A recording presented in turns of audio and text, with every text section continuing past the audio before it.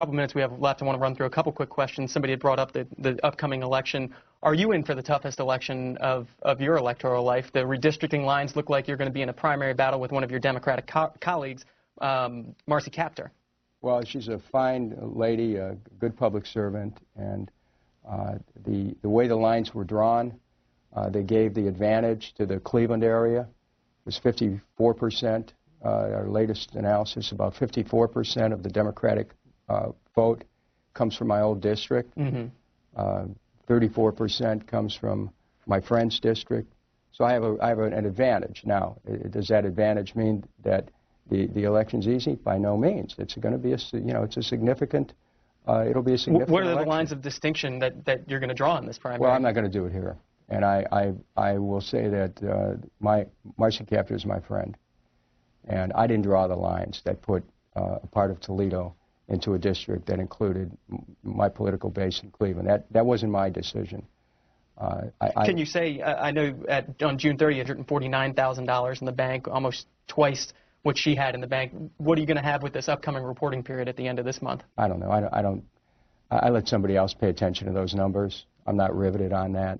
We try to raise money.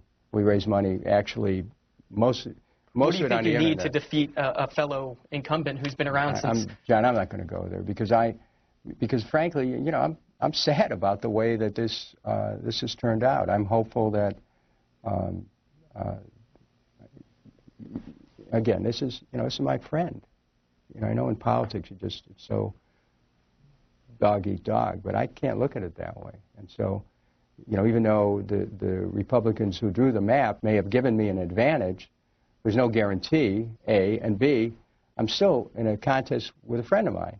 So, how do I feel about that? I'm not happy about that, and I'm sure not going to say anything on this program that would in any way attempt to diminish the fine public service that she gives to this country. Well, let's talk about another potential job for you. Ron Paul had mentioned that he thought you might be a good fit for his cabinet. Now, I don't know, one of his spokesmen came out later and said he might have been joking about that, but your thoughts on those comments? Well, Ron Paul and I have worked together in trying to stop the wars.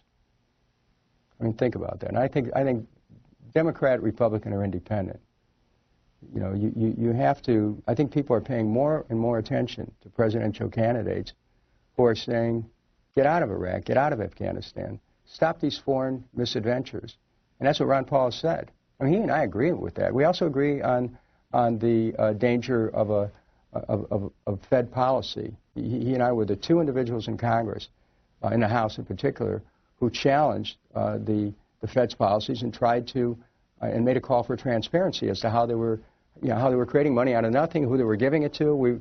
So Ron Paul is a great, he's someone who deserves consideration for the things he says because, more often than not on the international policy side, he's been right. Would you say he's the Republican candidate in that field that you would agree with most right now? Well, the Republicans have to make their own choice, but I can tell you this, that Ron Paul and I have worked together on trying to keep America out of wars. When you think about the fact that $3 trillion is the cost of the war in Iraq, according to Nobel Prize-winning economist Joseph Stiglitz, I mentioned this before with Linda Vilmas, the cost of the war in Afghanistan is already over $500 billion. Think if we would have listened, if people had listened to myself and Ron Paul about these wars, and instead of spending money on the wars, that they actually spent money to rebuild our American economy. Think of how much different our country would be today. We wouldn't be worried about whether the government's going to shut down. We wouldn't be worried about unemployment. We'd have America thriving. And you know what? We cannot keep pursuing this policy of trying to tell everybody else in the world what to do and forget to take care of things back here at home. Well, let's one other question on foreign policy. There's been reports in recent weeks that Gaddafi tried to reach out to you in the final days of his regime before Tripoli fell to work for peace. Can you tell us a little bit about I had both sides reaching out to me. People know that I opposed the war in Libya, and we had a bipartisan coalition in opposition to it because, it was a constitutional question about whether any president has the right to take this country into war without following Article 1, Section 8, where the founders clearly stated that Congress has to make the decision about going to war. It's a financial question. We're in it for over $1 billion. We were told it was going to last days, not weeks, and now, you know, we could be looking soon at the first anniversary of the war in Libya. You know, so people in the Libyan government reached out to me to try to see if I would be willing to communicate to the administration their desire for a peaceful resolution and to take a different approach than the Gaddafi government had previously taken. And so I thought that was worth listening to. And I thought it was important to bring people together on both sides, which, you know, I was talking to both sides. It's very important that we try to find a way to peacefully resolve conflicts instead of believing that the ultimate solution to a conflict is going to be a gun. It seldom is. Well, we're going to have to leave it right there. Appreciate you coming in to talk to us. Coming up next on C-SPAN, we've got Congressman Steve Chabot.